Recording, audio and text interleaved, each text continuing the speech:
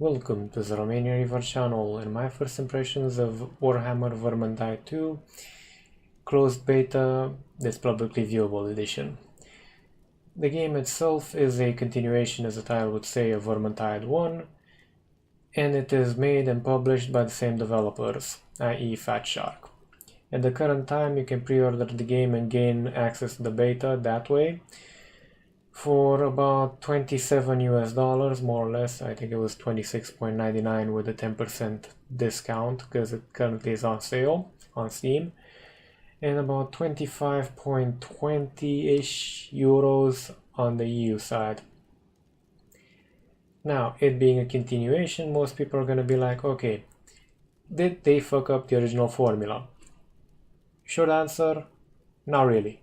Long answer, they did a lot of things right, increasing enemy variety, increasing to a certain degree difficulty via the new enemy variety, because there's a lot of things you have to adapt to and everything is RNGs basically, in terms of enemies. And there's also some bits which are either controversial or, objectively speaking, they took a step back in terms of ideas. Because for example, the heroes, when the announcement first came out that the game was coming, I was like, yeah, 3 extra subclasses, awesome. In theory. In practice, each class, for example, you start off with a beginning subclass for each major class.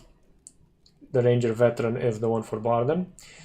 Then you gain another one at around level 8, and then your final one at level 12.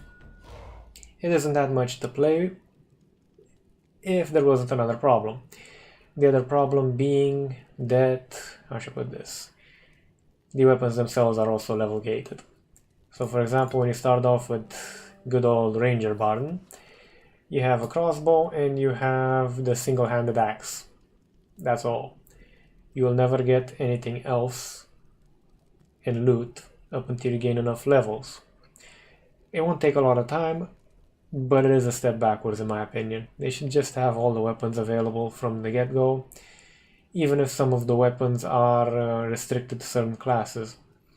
Like for example, good old Ranger Barden here cannot use flamethrowers like for example the Drakefire pistols, or there's another Drakefire weapon which which is basically a gigantic flamethrower. So not only the Skaven get a flamethrower unit, your team also can get a flamethrower unit. And yeah, Iron Breaker Barden so far is the most popular one. Slayer Barden I've not seen a lot of, to be honest, but I haven't played quite that much in the stage of the beta where all the classes are unlocked. In the public ones, there weren't enough. The classes themselves were only these ones, and yeah, but that's besides the point. And another problem in general with this is, gotta love organ donors. The fact that I should put this. The levels are now linked to the heroes, so to say. So they're no longer an account level, if I'm not mistaken, on Vermintide 1. Now it's hero level. At least it's not hero subclass levels, because that would have been particularly with the weapon gating. However, with the weapon gating, it does make cross class play a bit less amusing, so to say. You don't get as much flexibility in your team layout that way, because players would swap out pretty much willy-nilly whenever they wanted in Vermintide 1. Now you'd actually have to spend a pretty sizable amount of time to level up all your classes and get all the weapons. And I'm not gonna say the whole outfitting. There's another options menu available via the launcher, which lets you set the DX type, i.e. DX11 or DX12, and the number of threads your game works with. That can be a boon mostly for content creators, because that means your OBS won't be competing, for example, with the client If you like the client, for example, at 3 threads, you'll have one thread that'll work with OBS, which works quite perfectly well. For regular users, I can't imagine many scenarios where restricting threads will actually massively benefit your performance, unless you're in one of the fringe cases, basically. Now, in terms of the in-game options menu, it is well stocked. You have everything under the sun. And it is quite good indeed. Particularly this one. You never know when you might have issues. And they also have eye tracking now in the game, which I don't have eye tracking equipment, so couldn't test. Now, before I cut to some sequences of me playing earlier today, I'll just show you guys around the new place, because in Vermintide 1 it was a tavern. A fine day, as long as you avert your eyes from Helmgard. Yeah, kind of burning a wee bit. Now, the layout is basically familiar, but it's much bigger than it was in the tavern. More airy, more open. This is also the place where you have to go to launch a mission. You no longer, for example, you're at the crafting table and the host starts the mission. You don't have to press F2, you actually have to come here. It's neither here nor there. It's more of a I should put this immersion element. They really did go on their way to work with this stuff, make it more appealing, but it's also quite appealing to just go like this a couple of times when you're particularly bored. Gods know, I'm gonna probably do it once I get the game myself. Because, yeah, slight disclaimer, worth mentioning. I got a beta key for the game for the purposes of doing this coverage of it. I haven't gotten a review copy per se, so yeah. Take this video as being as objective as possible, most likely, because yeah, I'm not trying to justify anything right now. I've had fun in Vermintide 1, 200 plus hours, so the bloody hell gives a frack if Vermintide 2 lives up to it. And in most cases it does, though the grinding, while it moved from things like the crafting, where now instead of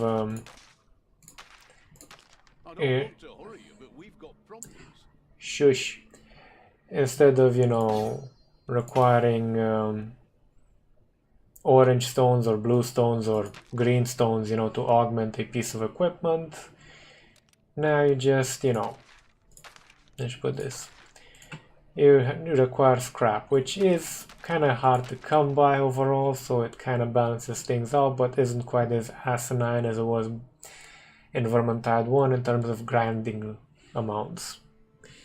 Because gods know, spending 3 to 4 hours to grind orange stuff just to reroll traits was amusingly infuriating back in the day. Oh look, the organ donor has a friend. Now besides that, the heroes also get their own talents, and as said, each has their own levels. Each subclass has different talents, like for example, Ironbreaker Barden is a bloody tank. Everything is more or less geared towards crowd control and survival. And to be honest, it is quite good. I kind of miss... Oh, this one could be good. Kind of miss the ability to gain health on kills, but yeah, that kind of broke the game in certain respects in Vermintide 1. Also, as far as I've seen so far, trinkets no longer have, like the potion flask, which gave you, or technically speaking, it was a potion mini rack, something like that, which gave you potion share or heal share or, you know, stuff like that. You no longer have those as far as I've seen. I've only gotten to about level 15. That's what our enemies are doing. So yeah.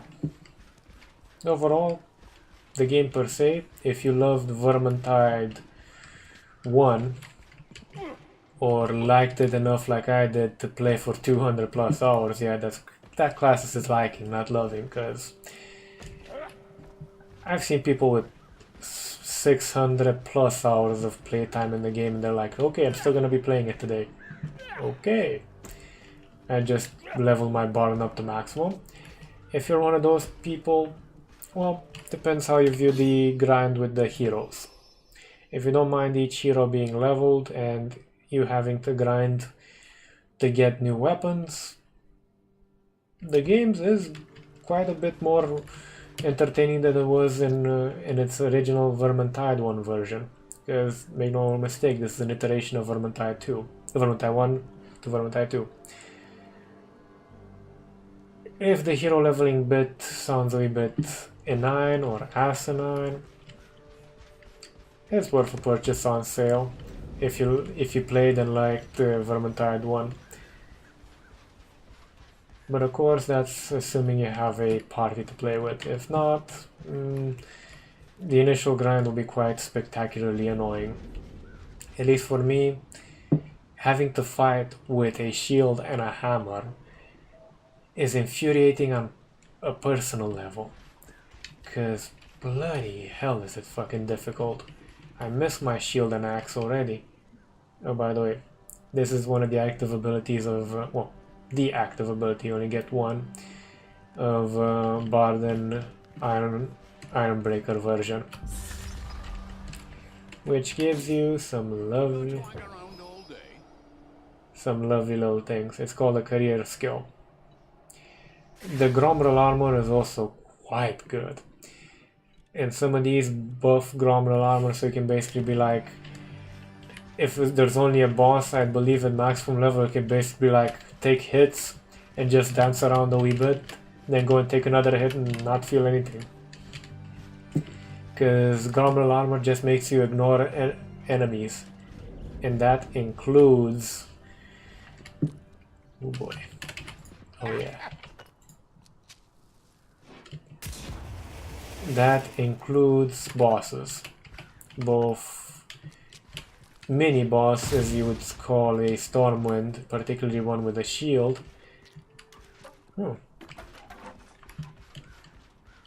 Versus, for example, a Bile Troll, which is one of the new monstrous creatures you have to deal with. Now, without further ado, I'm gonna leave you guys with some snippets of footage from today. At least the sun is shining, eh?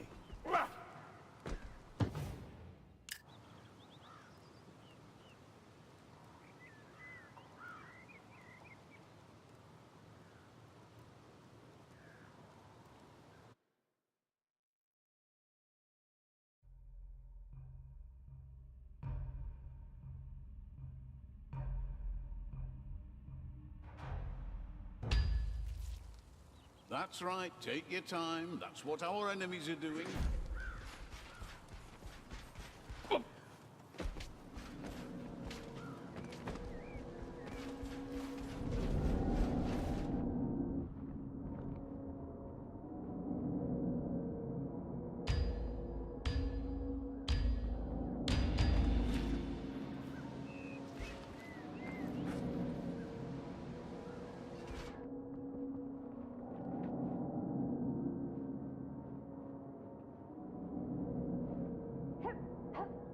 Trace the disturbance to an old elven temple north of here.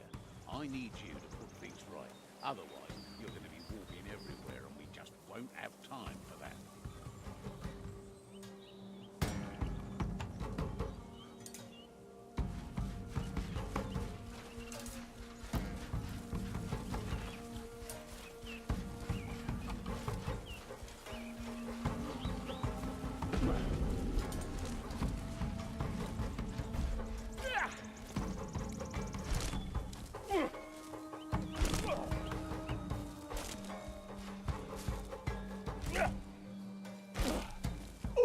find that bomb.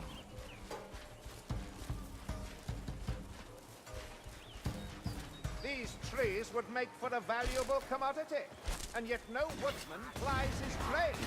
Strange.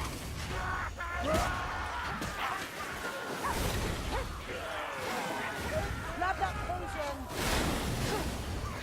No stopping you, is there, Salad? Down here. Delicious strike! Watch out! Rattling gunner! Keep moving. Look at we got him.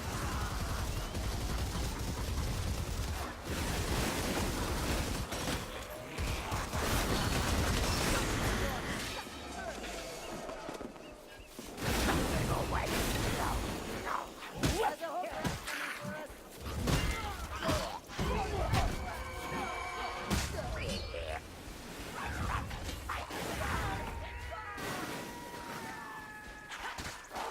One hit before you yell!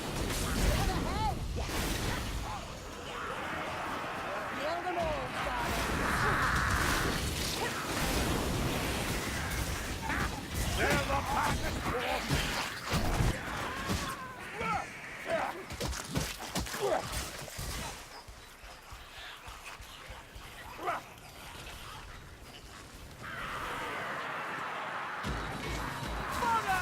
Right in the end.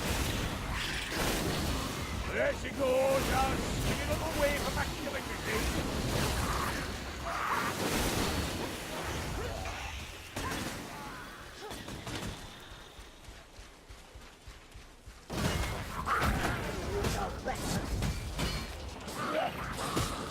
Burn good, eh, Aaron?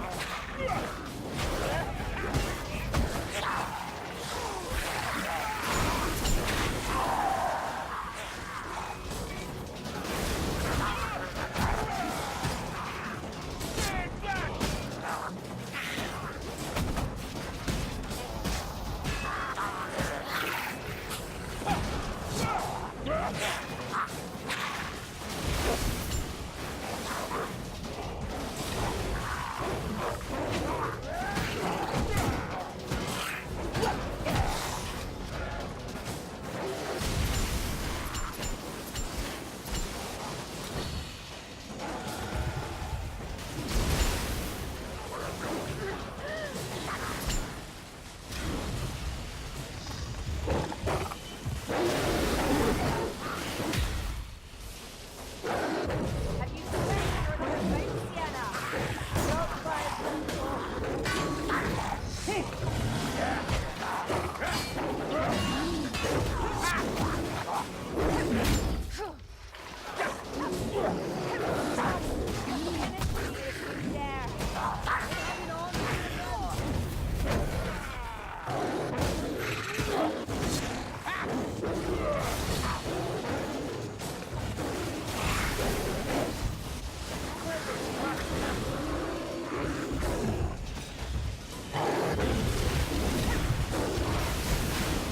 Don't feel my hands. Healing. Heal, wizard. Magnificent. Look at that brute of a tree. Storm vermin!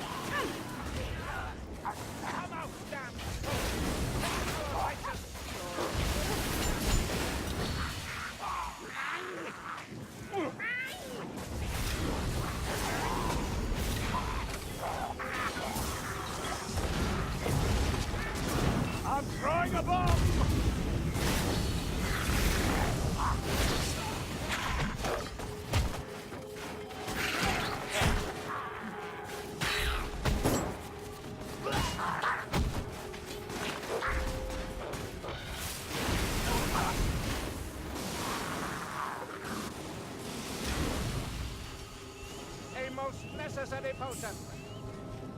I can continue so long as the bindings hold. Thank you for watching, or more precisely surviving up until this point, because gods know the editing's kinda interesting and my voice has a melodic tone to it. If you like what you saw, feel free to hit the subscribe button, like button. It does help out the statistics of the channel, gets more visible, you know, stuff like that.